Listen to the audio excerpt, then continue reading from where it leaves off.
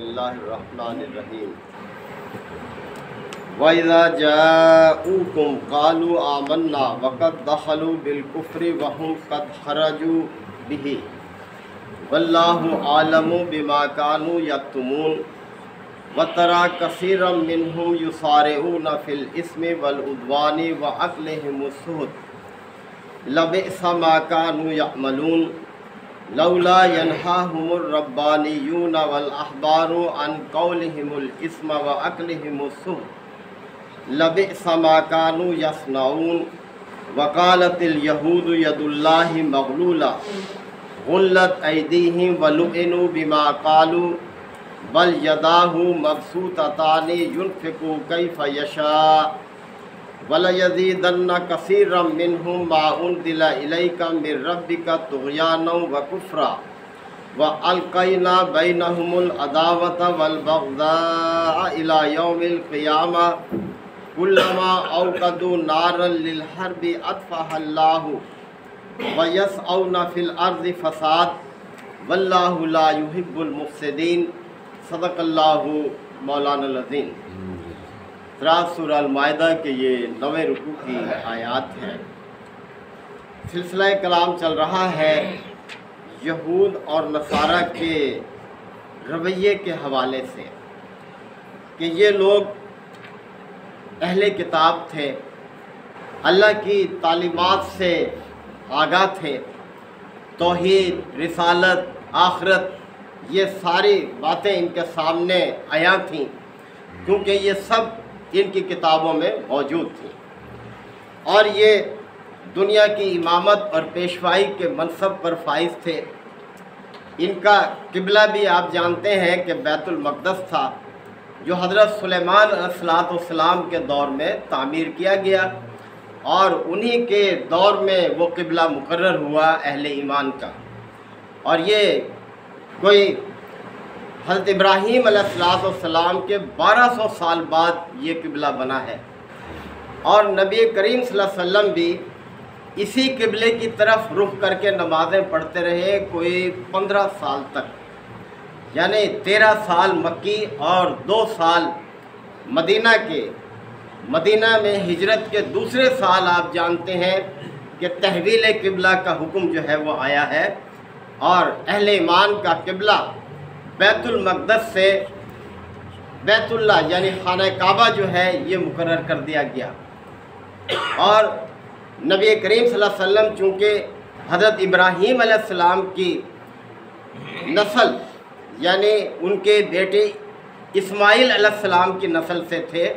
اور اسماعیل علیہ السلام نے ہی اپنے باپ کے ساتھ مل کر یہ خانہ کعبہ کی تعمیر کی تھی، لہذا اللہ تعالیٰ نے اسے ہی اہل ایمان کے لیے قبلہ مقرر کر دیا، اور قیامت تک کے لیے اب خانہ کعبہ ہی مسلمانوں کا قبلہ ہے۔ اور یاد رہے کہ یہ نام یہود اور نصارہ یہ اللہ نے نہیں رکھے ان قوموں کے، بلکہ ان قوموں نے خود اپنے لیے تجویز کی ہے۔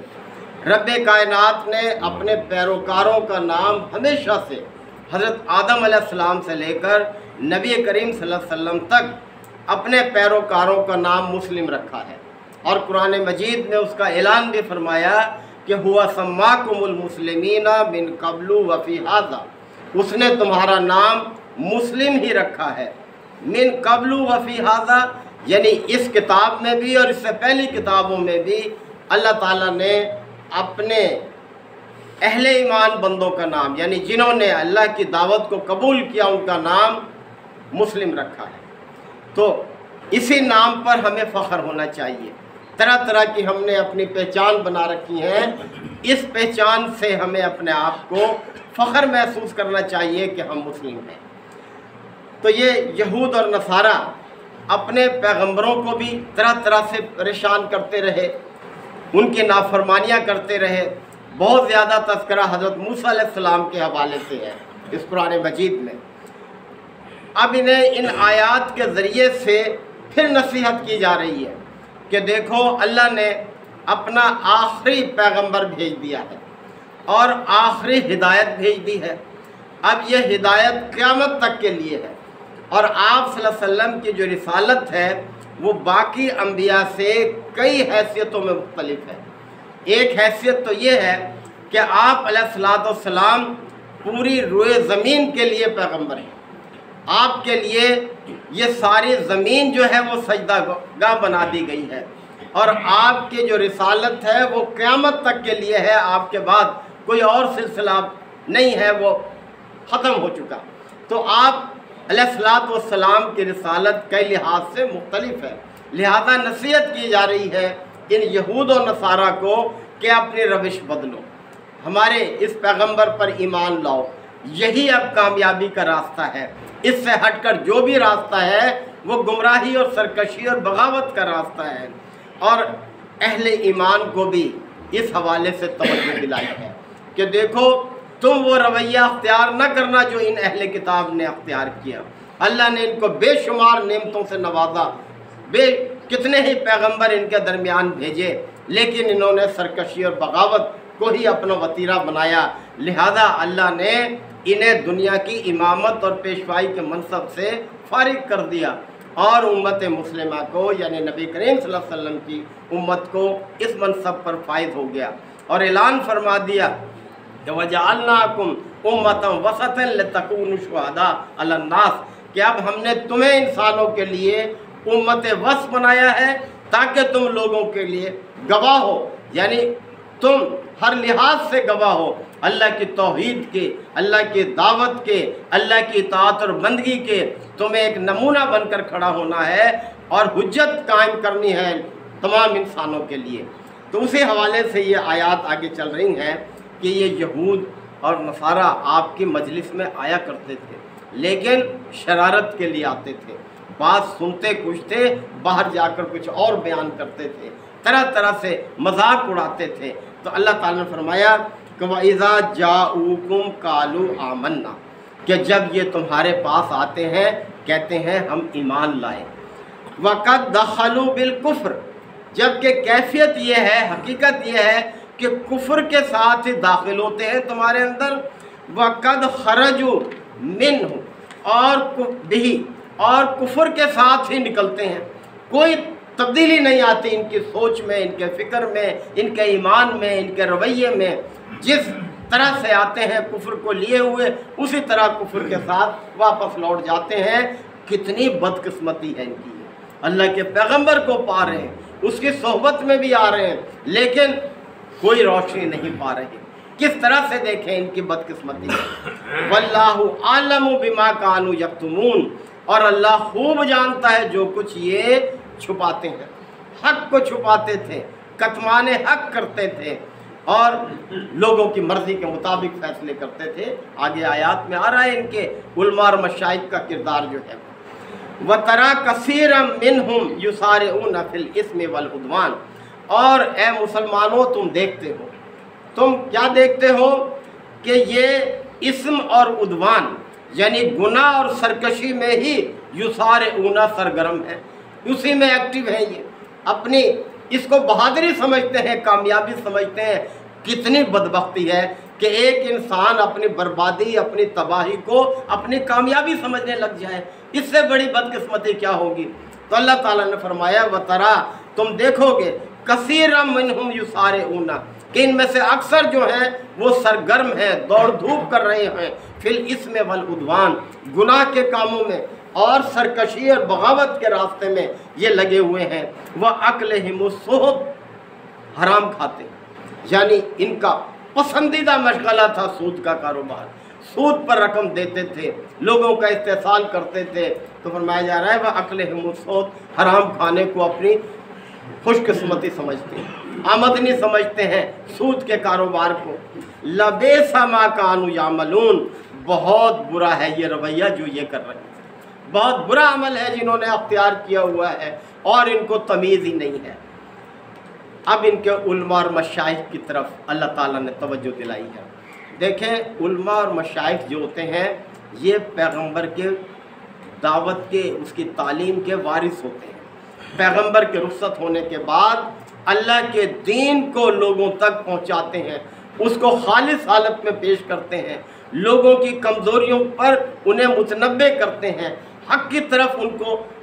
لاتے ہیں، یعنی یہ کام ہوتا ہے علماء مشائخ کا، یہ نہیں کہ ان کو گروہوں میں تقسیم کر دیں، اپنی علیحدہ علیحدہ مسجدیں بنا لیں، ایک دوسرے کی مسجد میں جانے سے خود بھی روکیں دوسروں کو بھی روکیں، یہ کردار نہیں ہوتا علماء مشائخ کا۔ اللہ کے پیغمبر نے ایک جماعت ہونے کی جو ہے تاکید کی ہے اپنے پیروکاروں کو، اور اللہ تعالیٰ نے بھی حکم دیا ہے کہ تم سب کے سب ایک جماعت بن کے رہو، ید اللہ علی الجماعت، جماعت پر ہی اللہ کا ہاتھ ہوتا ہے۔ تو فرمایا جا رہا ہے کہ لولا ینہاہم الربانیون والاحبار، ان کے ربانی اور احبار کیوں نہیں روکتے ان لوگوں کو؟ ربانی اور احبار علماء اور مشائخ کے لیے استعمال ہوتا تھا، یہ اصطلاح ان کے ہاں جو ہے یہ، تو ان کے یہ علماء اور مشائخ لولا ینہاہم، کیوں نہیں روکتے ان کو؟ کیا ہے ان کے زبانوں کو ہو گیا، کیوں تالے لگ جاتے ہیں، کیوں اپنے مفاد کی خاطر ان کے منہ میں گھنگنیاں پڑ جاتی ہیں؟ لولا ینہاہم الربانیون والاحبار، ان کے یہ علماء اور مشائخ کیوں نہیں روکتے عن قولہم الاسم، گناہ کی بات منہ سے نکالنے سے، غلط باتیں، جھوٹی باتیں، اللہ کے ساتھ طرح طرح کی سرکشی اور بغاوت کی باتیں کرنے سے کیوں نہیں روکتے؟ وَأَكْلِهِمُ السُّحُتَ، اور حرام کھانے سے کیوں نہیں روکتے؟ کیا ہو گیا ہے ان کے علماء اور مشائخ؟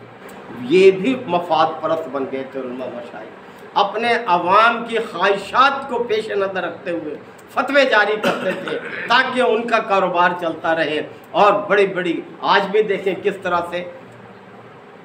کروڑوں کی گاڑیاں ہیں، کروڑوں کے بنگلے ہیں،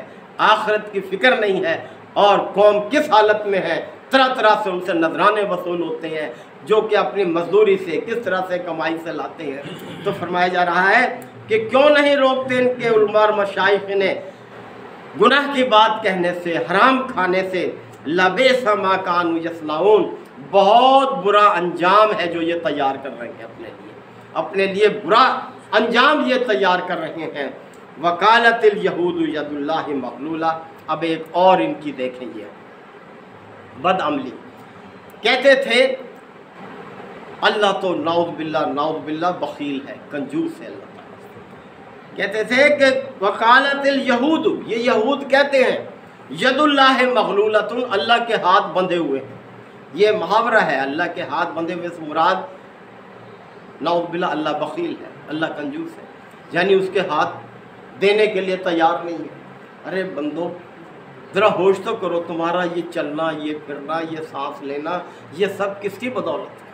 اللہ کی رحمت ایک لمحے بھی اگر شامل حال نہ رہے تو انسان کی کیا کیفیت ہو جائے؟ کس طرح سے وہ تمہارے لیے سورج طلوع کر رہا ہے، غروب کر رہا ہے، رات دن یہ طاری کر رہا ہے، طرح طرح کے موسم لا رہا ہے، طرح طرح کی نباتات ان موسموں کے ساتھ اس نے منسلک کر دی ہیں، کوئی فصل کس موسم میں، کوئی فصل کس موسم میں، کہیں کم ہے، کہیں زیادہ ہے، کہیں ایک فصل ہے، کہیں دوسری، کتنی حکمت ہے کہ تجارت ہو رہی ہے، جہاں زیادہ ہے وہاں سے وہ اس طرف جاتا ہے، جہاں کم ہے اس ایک جگہ سے دوسری طرف مال کس طرح سے دیکھیں جا رہا ہے، لوگوں کے کاروبار چل رہے ہیں، یہ سورج نہ نکلے تو سارے کے ساری نباتات ختم ہو جائیں، انسان کی زندگی ختم ہو جائے۔ یہ جو سائنس کا علم ہے یہ اللہ کی قدرت کو سمجھنے میں سب سے زیادہ معاون ہے، ہم اس کی طرف توجہ نہیں دیتے۔ یہ سورج کی روشنی سے یہ نباتات ساری پھل رہی ہے، یہ نباتات جب خوراک تیار کرتی ہے تو ذخیرہ کرتی ہے، اپنے ضرورت سے زیادہ کرتی ہے، وہ سارا عمل، اب میں اس تفصیل میں نہیں جاتا، کس طرح سے جب یہ خوراک بناتی ہے تو آکسیجن بھی خارج کرتے ہیں اس کے پتے، جس سے ہم سانس لیتے ہیں، جو خوراک بنا رہی ہے وہ ہم کھاتے ہیں، ہم جو چھوڑتے ہیں کاربن ڈائی آکسائڈ وہ یہ جذب کرتے ہیں فضا میں، اس کی ایک خاص مقدار لیول قائم رہتا ہے۔ اللہ کی قدرت ہے، یہ دیکھیں کس طرح سے اس نے یہ کائنات جو ہے وہ چلا رکھی ہے، اور پھر انسان یہ کہے کہ اللہ کے ہاتھ تو بندھے ہوئے ہیں۔ ارے کیا روپیہ پیسہ ہی سب کچھ ہے؟ اللہ کی نعمتیں اتنی ہیں، اللہ نے خود چیلنج کیا ہے کہ وَإِن تَعُدُّوا نِعْمَتَ اللَّهِ لَا تُحْصُوهَا، اگر تم اللہ کی نعمتوں کو گننے لگو تو تمہارے کمپیوٹر فیل ہو جائیں، گن نہیں سکتے، اتنے نعمتوں سے اللہ نے تمہیں ہمکنار کیا ہے، ان کی نعمتوں کا شمار نہیں کر سکتے تم جو ہے یہ۔ تو یہ بات تمہیں زیب دیتی ہے کہ تم کہتے ہو کہ ید اللہ مغلولۃ، اللہ کے ہاتھ بندھے ہوئے ہیں، غلت ایدیہم، حقیقت تو یہ ہے کہ ہاتھ ان کے بندھے ہوئے ہیں، کسی کمزور کو دینے کے لیے تیار نہیں ہے۔ اگر دیتے ہیں تو سود پہ دیتے ہیں، استحصال کرتے ہیں، لوگوں کو کس طرح سے دیکھیں ان کا خیال نہیں رکھتے، کمزوروں کا، لاچاروں کا، جو ضرورت مند ہے، ہاتھ کس کے بندھے ہوئے ہیں ذرا دیکھو تو صحیح۔ وَلُعِنُوا بِمَا قَالُوا، اللہ نے فرمایا ان کی ان باتوں کی وجہ سے ہی کیا ہے، لُعِنُوا، ان پر لعنت ہے، اللہ کی پھٹکار ہے ان پر جو یہ دین کو قبول نہیں کر رہے۔ بل یداہ مبسوطتان، بلکہ اللہ کے ہاتھ تو کشادہ ہے، یعنی کوئی اندازہ نہیں کر سکتا اللہ کی دین کا، کتنا دے رہا ہے وہ دیکھیں، اور اس کے خزانوں میں کوئی کمی نہیں ہے۔ ینفقو کیف یشاء، وہ جیسے چاہتا ہے خرچ کرتا ہے، یعنی یہ اس کی اپنی حکمت ہے کہ کسی کو کم دے، کسی کو زیادہ دے، کسی کو دے کر واپس لے لے، یعنی یہ سب اس کی حکمت ہے، یہ سب اس کا اپنا ایک انداز ہے اس کا، اور اس میں بڑی حکمت ہے۔ وَلَا يَزِيدَنَّ كَثِيرًا مِّنْهُمْ مَا أُنزِلَ إِلَيْكَ مِن رَّبِّكَ، اور اے نبی صلی اللہ علیہ وسلم آپ کے رب کی طرف سے، ما انزل الیک من ربک، جو آپ کے رب کی طرف سے آپ پر نازل ہو رہا ہے، اس سے کیا ہو رہا ہے، وَلَا يَزِيدَنَّ كَثِيرًا طُغْيَانًا وَكُفْرًا، ان کی سرکشی اور کفر میں اور اضافہ ہی ہو رہا ہے اس سے، یعنی جب یہ آپ کی دعوت کو ٹھکراتے ہیں، انکار کرتے ہیں، تو ان کی سرکشی اور بغاوت اور گناہ میں اور اضافہ ہوتا ہے، اپنے آپ کو اور زیادہ مجرم بنا لیتے ہیں، اور زیادہ سزا کا مستحق بنا لیتے ہیں۔ وَأَلْقَيْنَا بَيْنَهُمُ الْعَدَاوَةَ وَالْبَغْضَاءَ إِلَىٰ يَوْمِ الْقِيَامَةِ، اور ہم نے قیامت تک کے لیے ان کے دلوں میں عداوت اور بغض جو ہے اب یہ ڈال دیا ہے، یہ کبھی متحد نہیں ہو سکیں گے، کبھی جو ہے یہ آپس میں ایک دوسرے کے ساتھ مل کر تمہیں نیچا نہیں دکھا سکیں گے۔ وَأَنْتُمُ الْأَعْلَوْنَ إِن كُنتُم مُؤْمِنِينَ، تم ہی سربلند ہوگے ایمان والو اگر تم ایمان کے تقاضوں کو پورا کرو گے، دنیا کی کوئی طاقت تمہیں نیچا نہیں دکھا سکتی۔ کلما اوقدوا نارا للحرب، جب بھی یہ آگ بھڑکاتے ہیں، نفرت کی آگ اور جنگ یہ اس کو بھڑکاتے ہیں، اطفاء اللہ، اللہ اس کو ٹھنڈا کر دیتا ہے، اللہ اس کو بجھا دیتا ہے۔ وَيَسْعَوْنَ فِي الْأَرْضِ فساد، اور یہ تو زمین میں فساد انگیزی کے لیے ہی کوشاں سرگرم ہے۔ وَاللَّهُ لَا يُحِبُّ الْمُفْسِدِينَ، اور اللہ تعالیٰ مفسدین کو پسند نہیں کرتا، اللہ تعالیٰ ان لوگوں کو پسند کرتا ہے جو زمین میں امن قائم کرتے ہیں، اور زمین میں امن صرف ایک راستے سے قائم ہوتا ہے، اور وہ کیا ہے، وہ اللہ کی اطاعت اور بندگی کا راستہ ہے، یہی لوگوں کے لیے امن کی ضمانت ہے، لوگوں کے لیے کامیابی کی ضمانت ہے، فلاح کی ضمانت ہے، دنیا میں بھی آخرت میں بھی۔ اللہ تعالی ہمیں بھی اسی چیز کو اپنانے کی توفیق عطا فرمائے۔ وآخر دعوانا الحمدللہ وکفی وسلام علی عبادہ الذین اصطفی ربنا آتنا فی الدنیا حسنۃ وفی الآخرۃ حسنۃ وقنا عذاب النار وادخلنا الجنۃ مع الابرار یا عزیز یا غفار یا رب العالمین۔ اللہم انک عفو کریم تحب العفو فاعف عنا۔ اللہم من احییتہ منا فاحیہ علی الاسلام ومن توفیتہ منا فتوفہ علی الایمان۔ یا شافی الامراض اشف مرضانا و مرضى المسلمین، یا قاضی الحاجات اقض حاجاتنا و حاجات المسلمین۔ اللہم اعز الاسلام والمسلمین، اللہم دمر اعداء الدین۔ ربنا تقبل منا انک انت السمیع العلیم وتب علینا انک انت التواب الرحیم۔ صلی اللہ تعالی علی خیر خلقہ محمد و آلہ وصحبہ اجمعین۔